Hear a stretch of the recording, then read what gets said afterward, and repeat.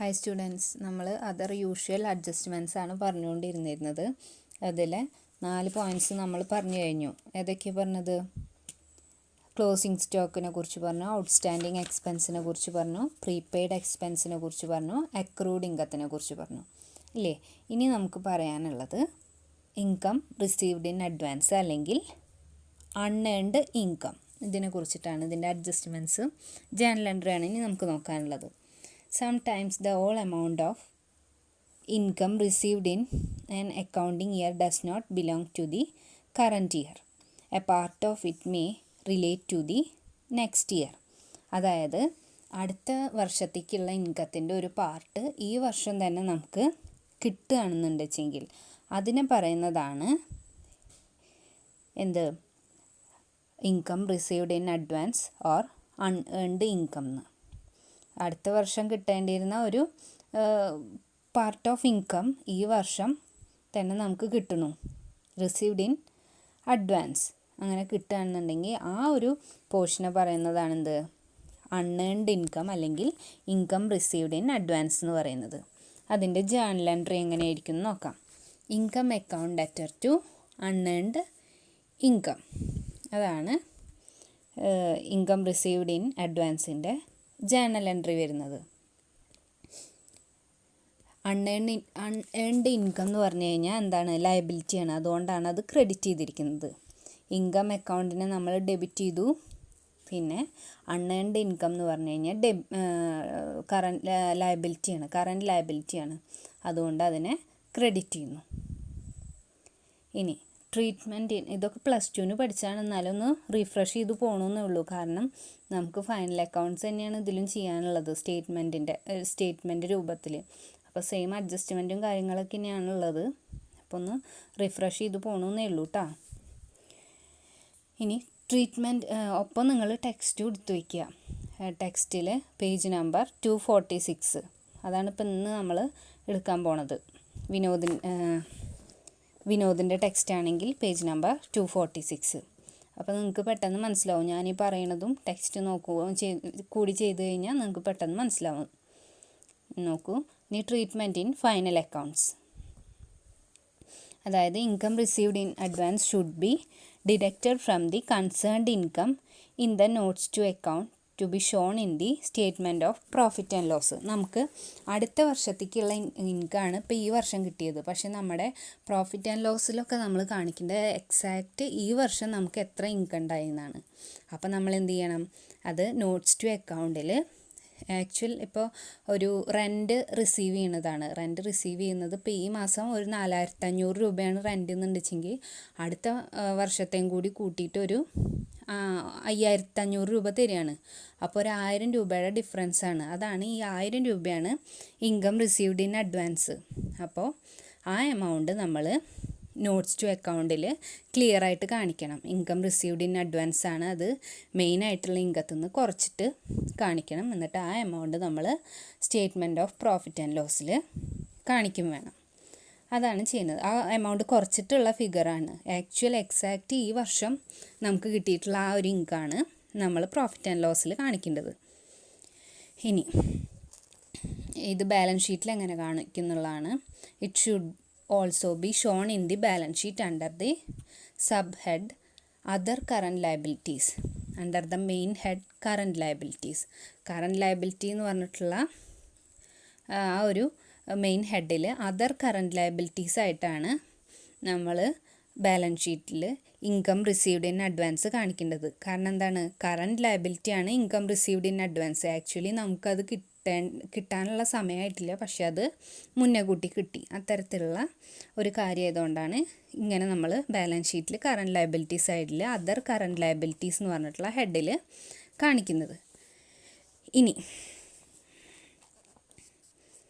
if this term is given in trial balance, then it should be shown only in the balance sheet liability side.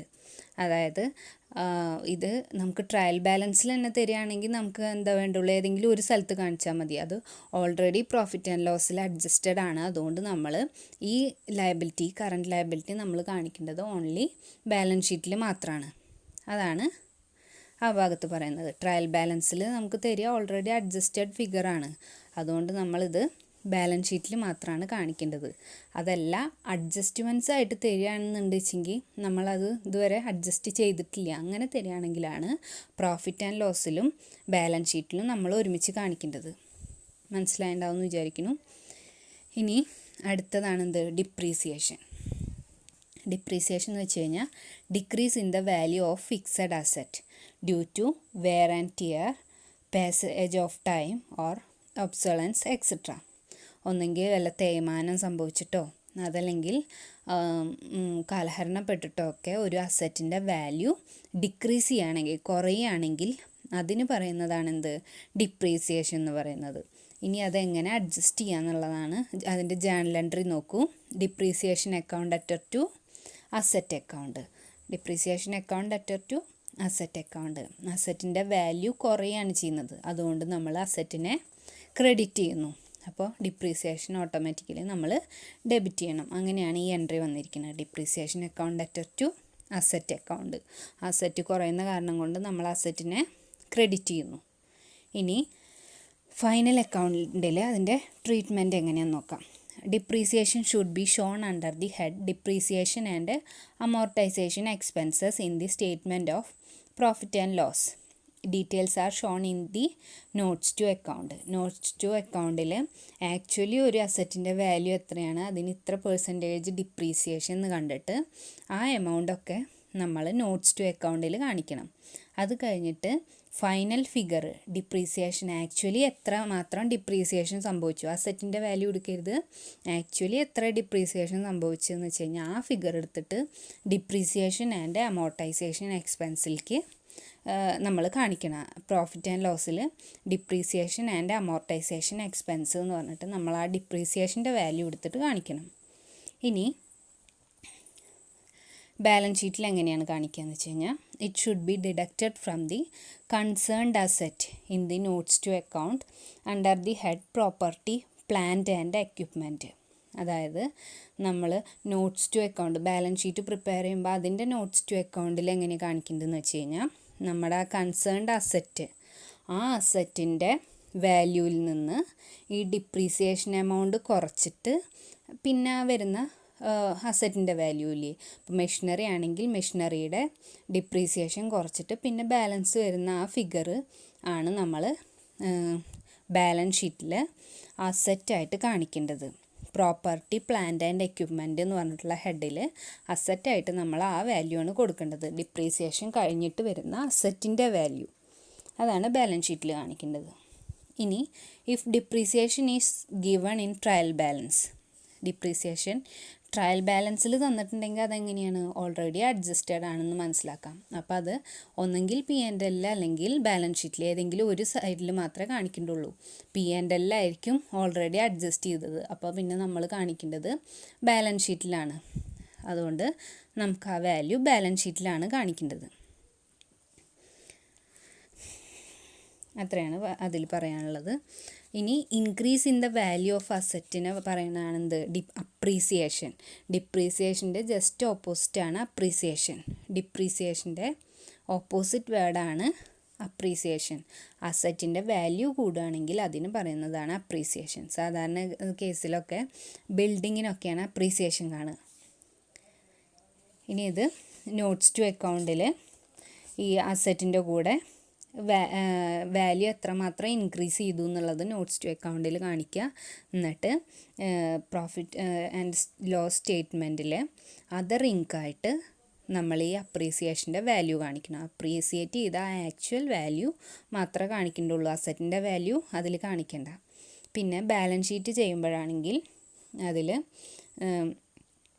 Notes to അക്കൗണ്ടിൽ ഈ അസറ്റിൻ്റെ വാല്യൂവിൻ്റെ കൂടെ add ചെയ്യണം ഈ അപ്രീസിയേഷൻ്റെ amount. ഇത്ര percentage എന്ന് പറഞ്ഞിട്ട് ഇത്ര എമൗണ്ട് അസറ്റിൻ്റെ വാല്യൂവിൻ്റെ കൂടെ ആഡ് ചെയ്തിട്ട് ആ എമൗണ്ട് വേണം നമ്മൾ ബാലൻസ് ഷീറ്റിലേക്ക് എടുത്തെഴുതാൻ.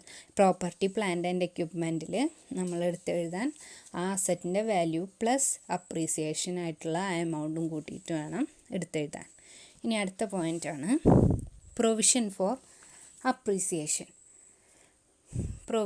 പ്രൊവിഷൻ ഫോർ അപ്രീസിയേഷൻ എന്താണെന്ന് നമുക്ക് നോക്കാം. അതായത് sometimes the depreciation charge is credited to provision for depreciation account. അതായത് ഫ്യൂച്ചറിൽ ഇന്ന ചിലവ് വരും, ഇന്ന ലയബിലിറ്റി ഉണ്ട് എന്ന് മനസ്സിലാക്കിയിട്ട് അതിന് വേണ്ടിയിട്ട് കുറച്ച് എമൗണ്ട് മാറ്റി വയ്ക്കുന്നതാണ് എന്ത് പ്രൊവിഷൻ എന്ന് പറയുന്നത്. അത് ഡിപ്രീസിയേഷൻ്റെ കേസിലാണ് അങ്ങനെ ആ എമൗണ്ട് മാറ്റി വയ്ക്കുന്നതെന്ന് വെച്ചെങ്കിൽ അതിന് പറയുന്നതാണ് പ്രൊവിഷൻ ഫോർ ഡിപ്രീസിയേഷൻ എന്ന്. ഇനി അതിൻ്റെ ട്രീറ്റ്മെൻറ്റ് എങ്ങനെയാണെന്ന് പറഞ്ഞുതരാം. Statement of profit and loss account debtor to provision for depreciation account. ഈ പ്രൊവിഷൻ ഫോർ ഡിപ്രീസിയേഷൻ എന്ന് പറയുന്നത് സ്ഥാപനത്തിന് ലയബിലിറ്റിയാണ്. കാരണം അത് ഫ്യൂച്ചറിൽ വരും എന്നുള്ള ഉറപ്പുള്ള ഒരു എക്സ്പെൻസാണ്. അതുകൊണ്ട് തന്നെ സ്ഥാപനത്തിന് അത് ലയബിലിറ്റിയാണ്, ബാധ്യതയായിട്ടാണ് കാണിക്കേണ്ടത്. അതുകൊണ്ടാണ് അത് ക്രെഡിറ്റ് ചെയ്തിരിക്കുന്നത്. Provision for depreciation account credit ചെയ്യാനും കാരണം അതാണ്, ലയബിലിറ്റി ആയതുകൊണ്ടാണ്. Statement of profit and loss account debtor to provision for depreciation എന്നാണ് നമ്മൾ അതിൻ്റെ ജേണൽ എൻട്രി ആയിട്ട് എഴുതേണ്ടത്. ഇനി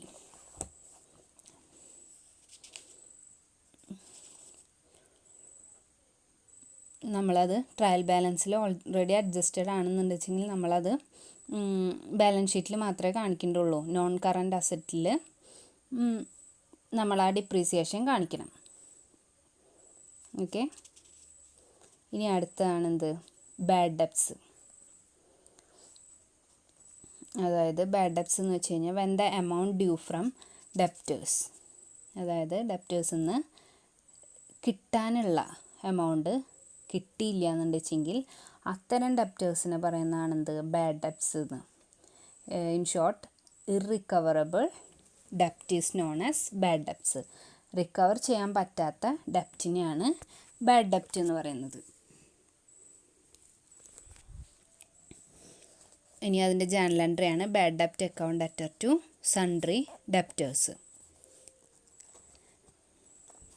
ഇനി ആ ഡെപ്റ്റേഴ്സിനെ സ്റ്റേറ്റ്മെൻറ്റ് ഓഫ് പ്രോഫിറ്റ് ആൻഡ് ലോസിലേക്ക് ട്രാൻസ്ഫർ ചെയ്യുന്നതിനെ, ബാഡ് ഡെപ്റ്റിനെ statement of profit and loss അക്കൗണ്ടിലേക്ക് ട്രാൻസ്ഫർ ചെയ്യുമ്പോൾ വരുന്ന ജേണൽ എൻട്രിയാണ് statement of profit and loss account debtor to bad ഡെപ്റ്റ് അക്കൗണ്ട്.